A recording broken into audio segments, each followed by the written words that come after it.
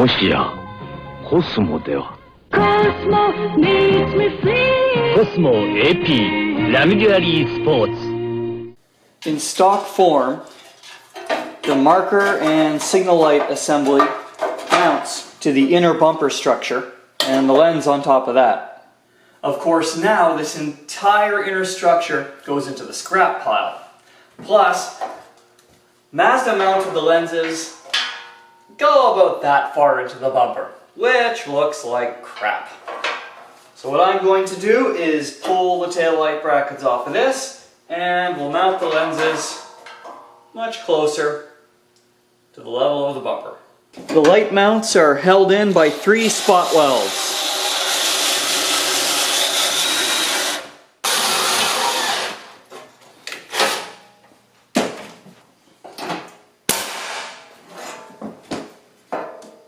Now I gave these things a quick blasting to de-grody them a little bit, and as it turns out what I want to do is going to be pretty easy. By placing this directly in the bumper, this lens is really close to where I want it to go. It looks like all I have to do is grind these edges to line it up.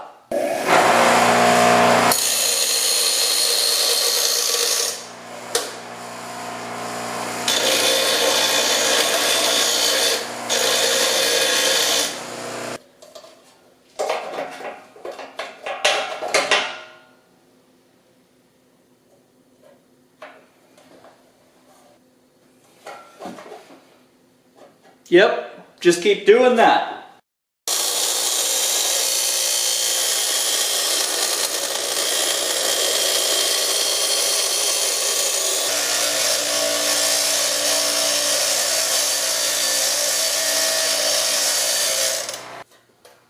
And it's getting there.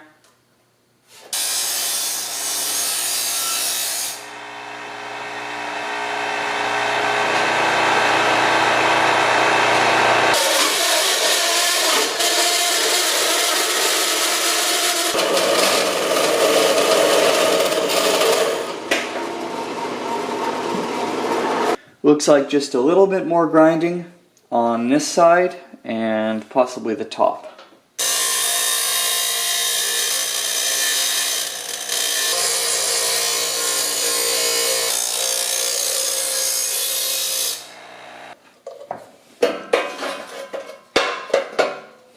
Now that is exactly what I'm going for. So I'll just clean up the grinding and then figure out some mounting flanges.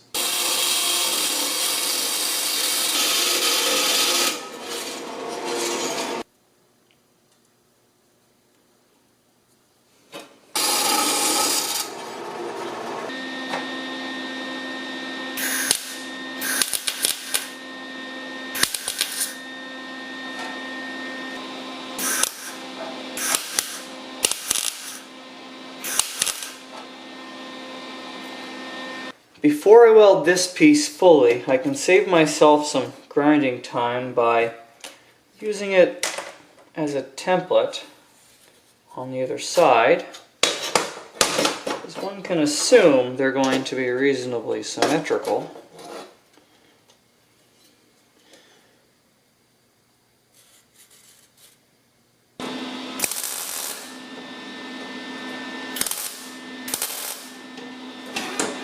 I'm trying to keep the warpage down to a minimum by welding on alternate sides. I guess the nice thing is, even though it will warp, it's thin enough that I can just kind of bend it back into position.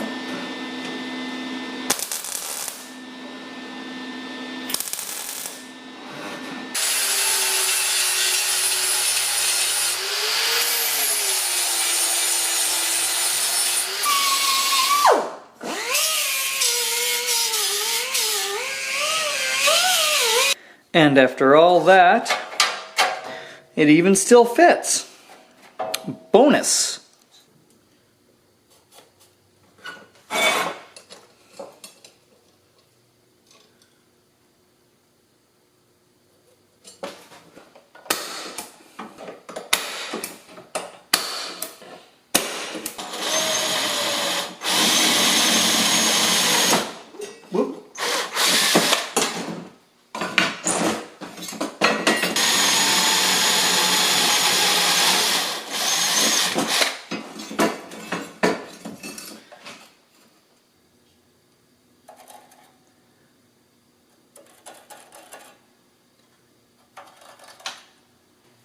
the signal bracket will mount through studs that I'm going to weld into the bumper.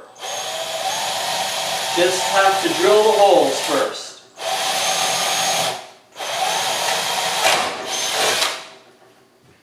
So what I will do is screw this in temporarily with M4 screws and nuts, and then individually remove each nut and screw and weld a stud in.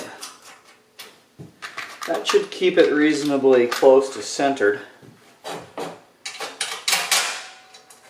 remarkable thing is that all my holes line up.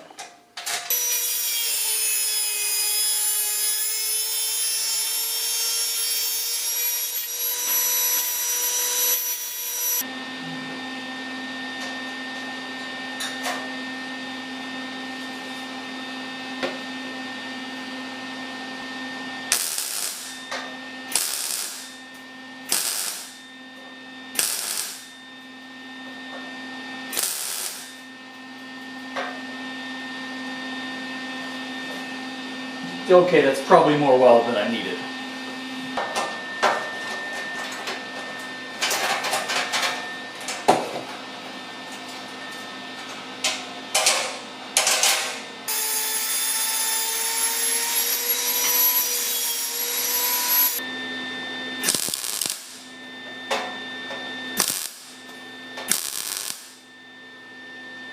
Of course, we don't want these ugly ass welds here, so grinding.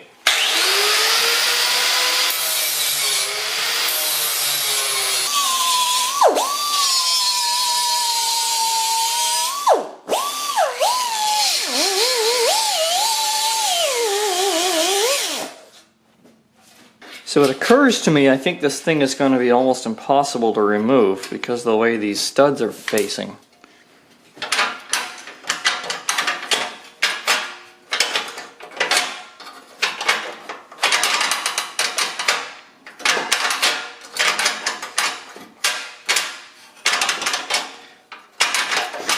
It would seem I'm correct.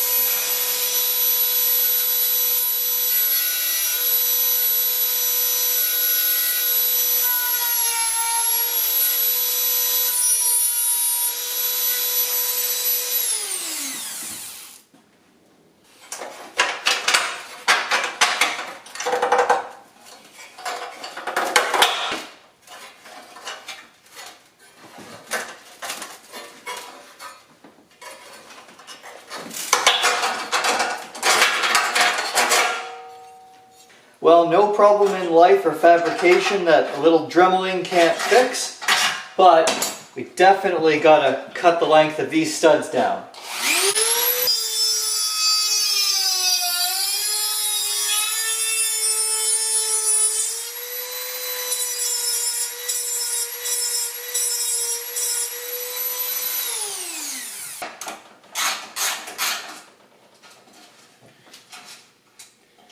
And the nuts, as they come off, reform the cut threads. Well, with the slots cut and the studs trimmed, it's actually possible to install and remove this thing.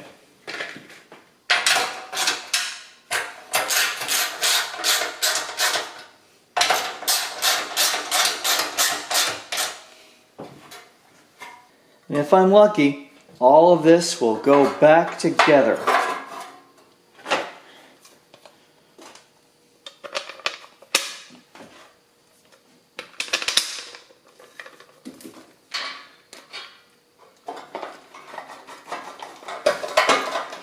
Really, Mazda, do these screws need to be 3 inches long?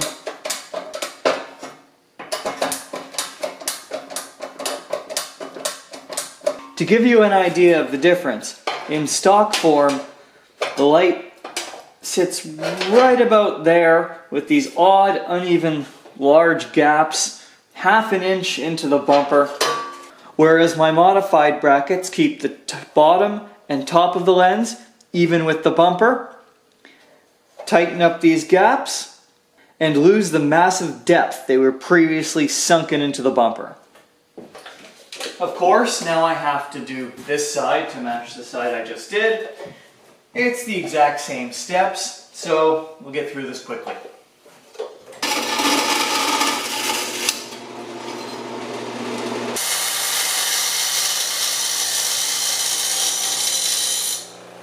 Much quicker this second time now that I know the measurements.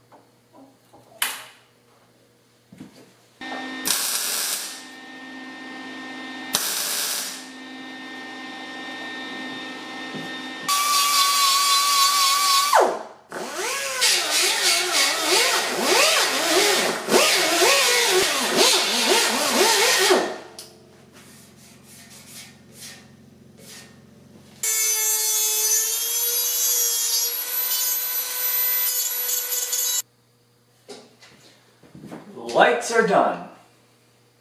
Taking the inner structure out of this thing has added some twist to it. So I'm just going to put a brace in there just to restore some of that strength.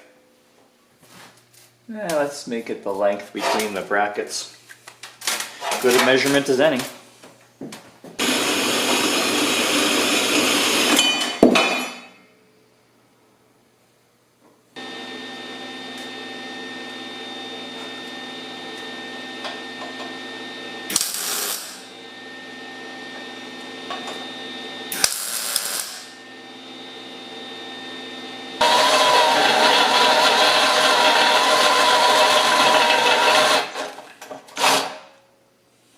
I figured I'd add some plug welds for a little bit more strength.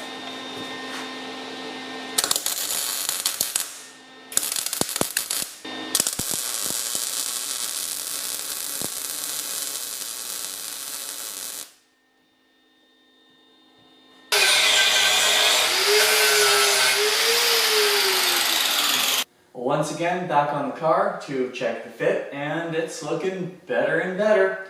Next issue, gap. Now from the factory, a metal and vinyl trim fills this whole gap area, but since the bumper has been moved in towards the body, I will have to fill it in with sheet metal. Now the best way to do this, it looks like, is going to be to take out the craft supplies and just fill the gap with some cardstock, and that should give me a template to make the part out of sheet metal.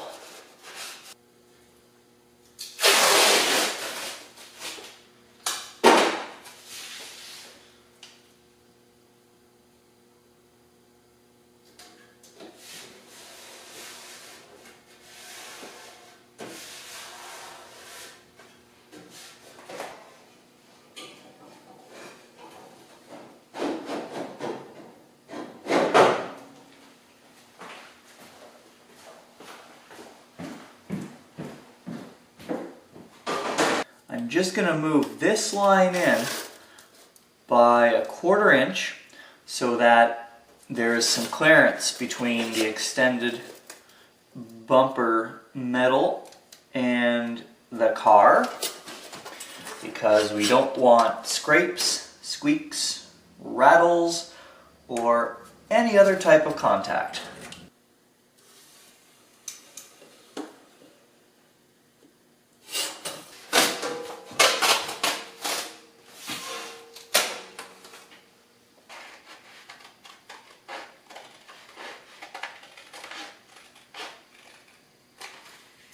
Unfortunately, the largest piece of steel that I have is not quite big enough. So I'm gonna have to do this in 2 sections.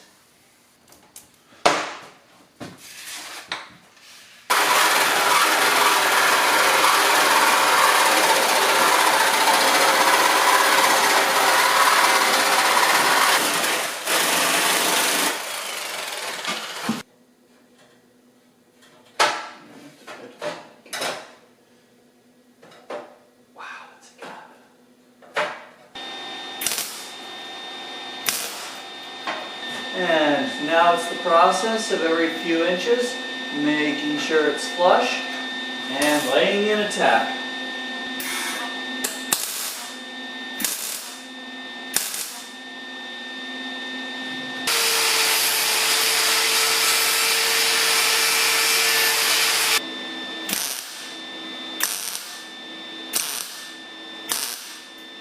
And it's basically the exact same procedure on the remaining areas that need to be filled in, like the corners.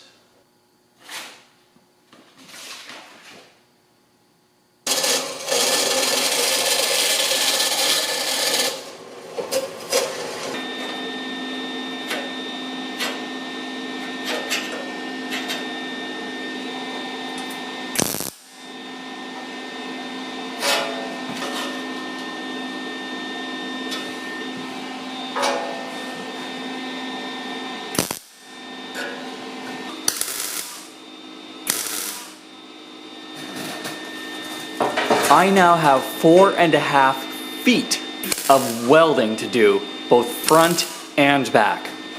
And such a long weld on sheet metal is definitely going to cause some warpage. But hopefully I can minimize the amount of warpage by alternating welds front and back.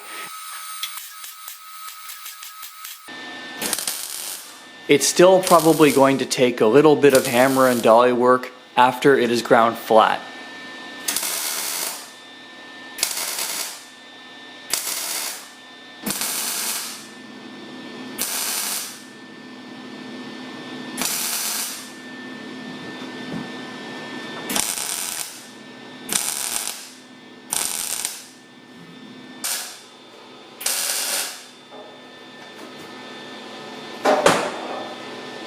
Wow, that took the better part of an hour and a half.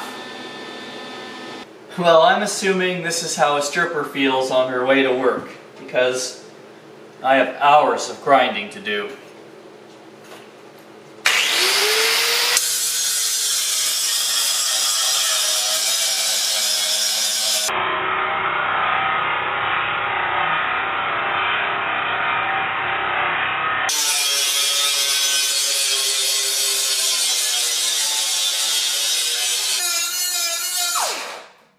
And this is why I keep the tiny broken cutting wheels.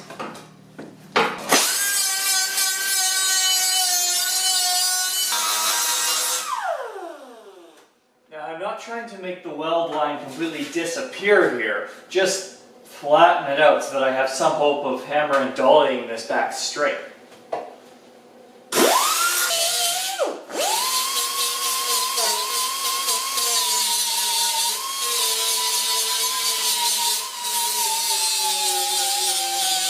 Well, unsurprisingly, after all of that welding, this is more warped than someone who voted for whoever you didn't vote for. Well, we'll see how much of this warp I can take out just by bending. It doesn't have to be absolutely 100% perfect because it's like almost completely underneath the car. But I suspect that I will have to make some relief cuts because especially like right here, it looks like the metal has stretched.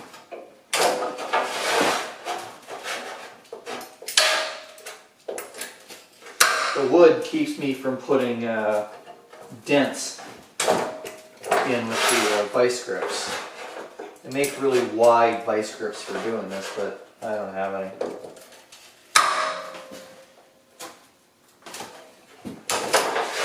After a few back and forths with the blocks of wood and the vice grips, it's pretty straight. Still need a little bit of hammer and dolly work, but it's good enough to put back on the car and make sure it fits.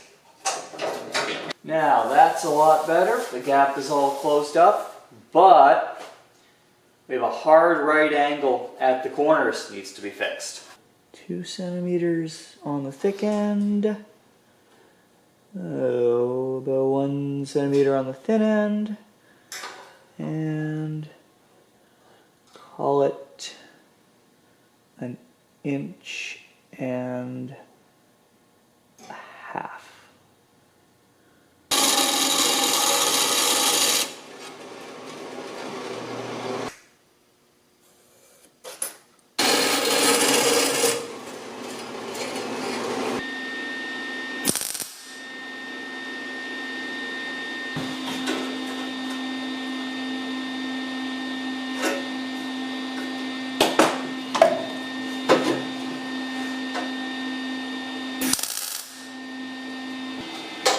After a few taps, it can be made permanent. Look, need more wire.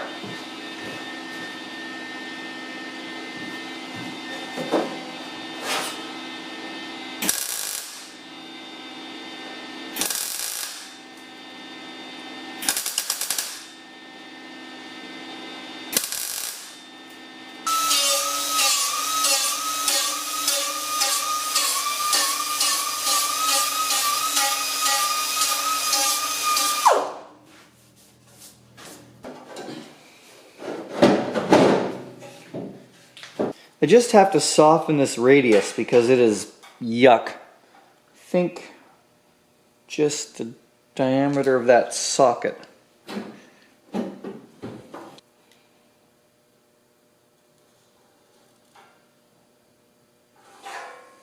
Yep, that works because it picks up on the curve here.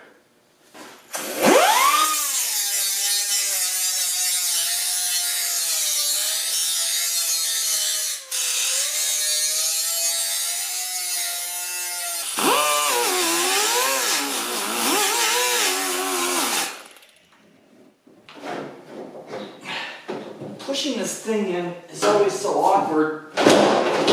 May as well be a first date. Now the top of the bumper is looking pretty damn good. The bottom, however, not very good at all. And just like a girlfriend, what's the point of a great top if you can't stand the bottom?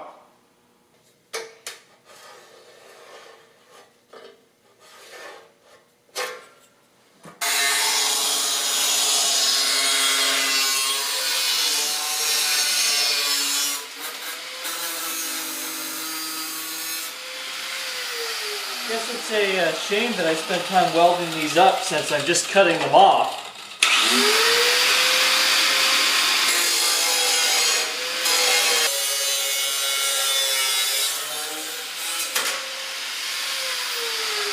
Well, don't you love it when you get metal grit in your teeth?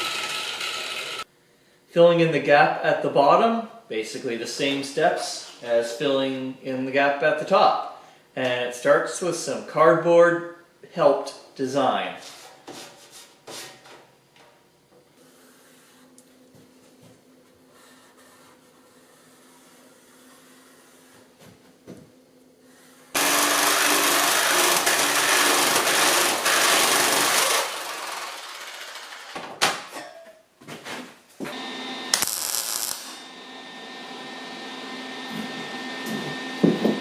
I learned from the first time, keep a healthy gap.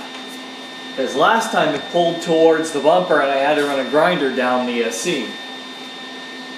Well, I was considering making this piece more horizontal, but I really like how it angles down with the bumper and kind of catches these lines on the fenders. Now I still have to fill in the corners, but if you look at that one, there's a nasty vertical lip that has to come off first.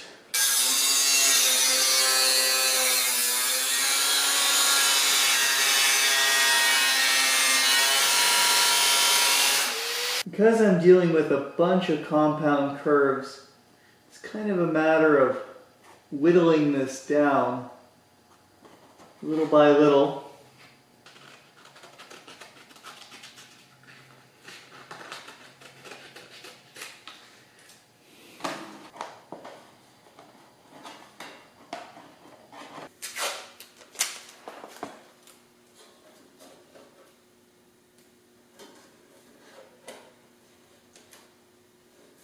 Close enough to make a template.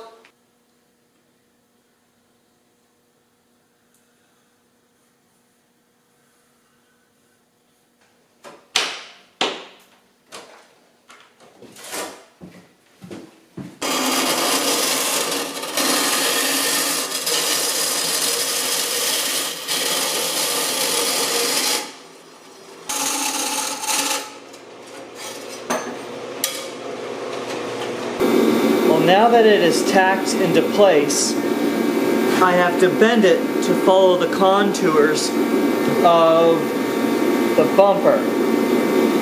And my general strategy there is going to be to give it a bend, then give it a tack, then bend and tack while following the bumper.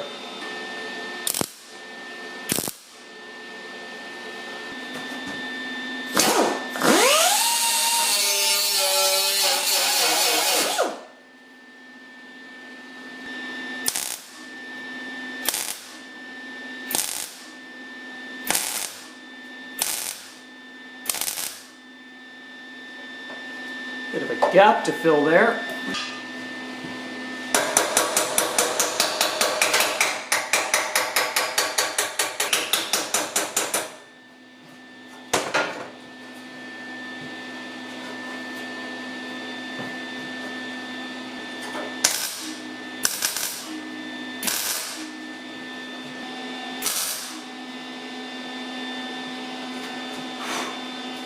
Okay, well that side's tacked. And of course there's the other side to do, but it's going to be exactly the same. And through the unicorn pixie dust powered magic of editing, that side's done. So another test fit on the car.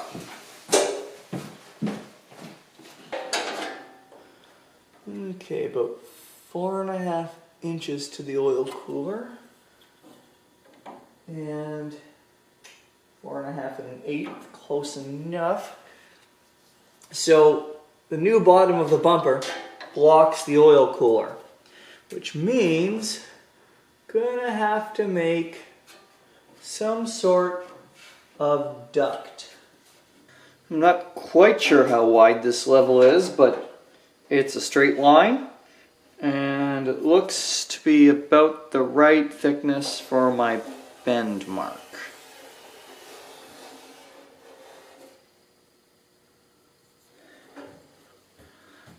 No, you know what?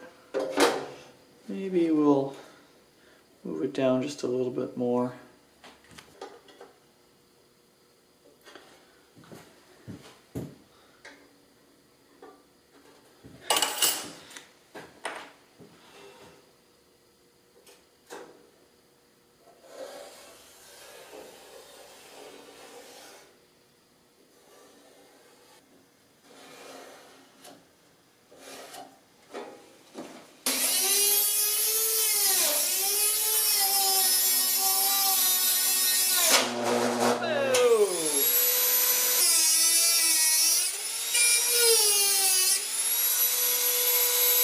I grabbed a bunch of spare metal because I'm going to have to rig some sort of bending jig to make sure I get a reasonably straight line.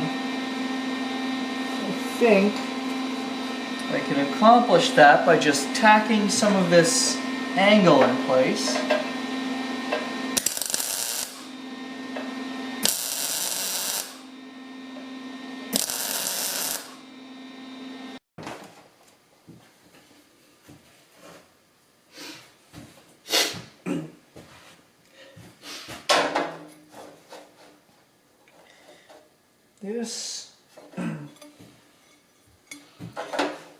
This random piece of aluminum tubing should work pretty well.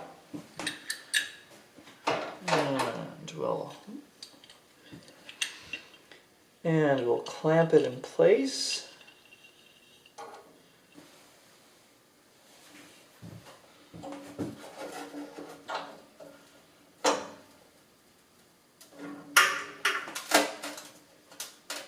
Nothing left to do but bend it.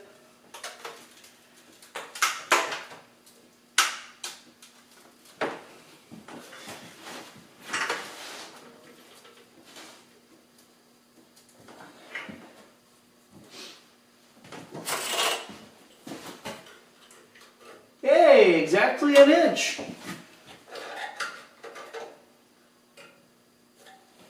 Sweet. Okay, that was kind of easy. Bent it exactly an inch, and I'll just check the fit on the car. Now I just need to fill in these gaps.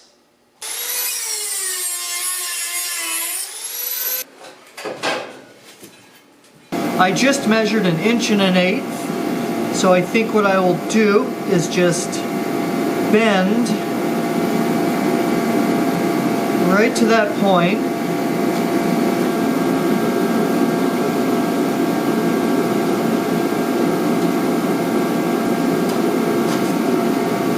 This is just going to be a rough shaping because once I have it welded back together, I can go at it with the hammer and dolly and make it a little bit more uniform.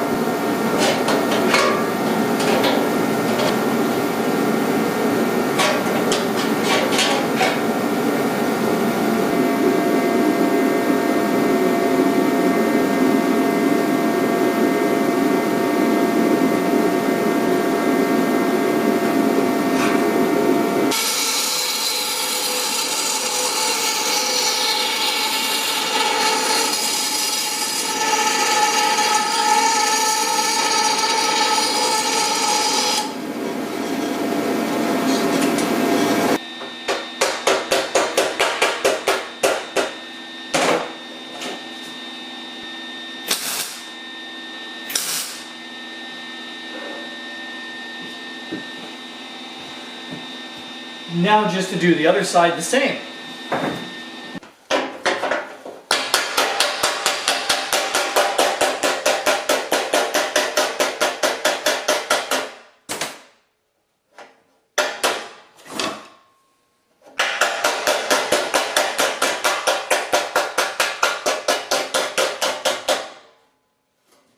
And that's exactly what I'm going for. Guess I have to weld it now.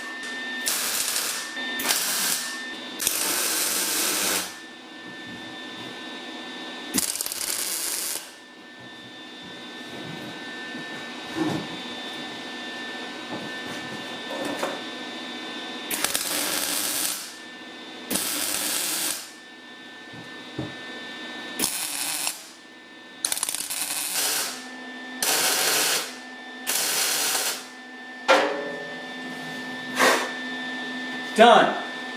That was the better part, 2.5 hours.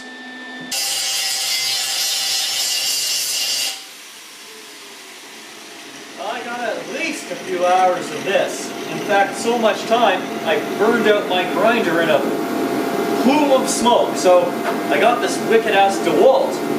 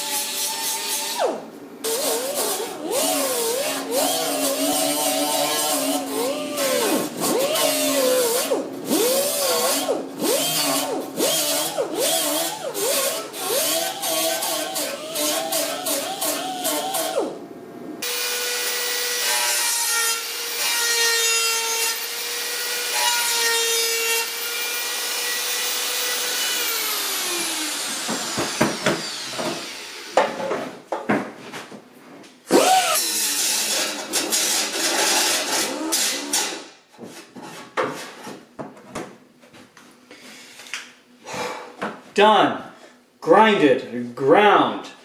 I don't even want to know how long that took because I stopped counting after 5 hours. If I never see another grinder again in my life, I think I will die a happy man. Now there is one final step. Of course, the only thing to do now is put it back together, put it back on the car.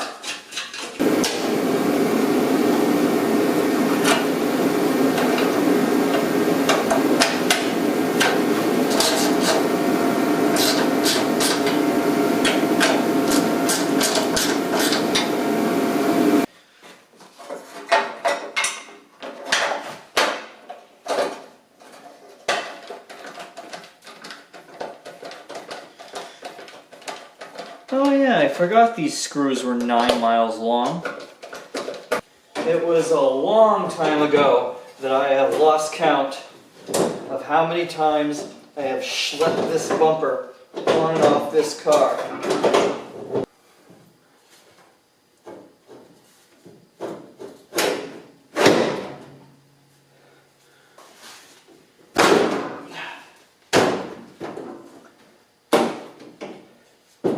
The bumper! She is done. Still just a little bit of straightening to do and a few dents and dings to knock out, but that is a good looking bumper.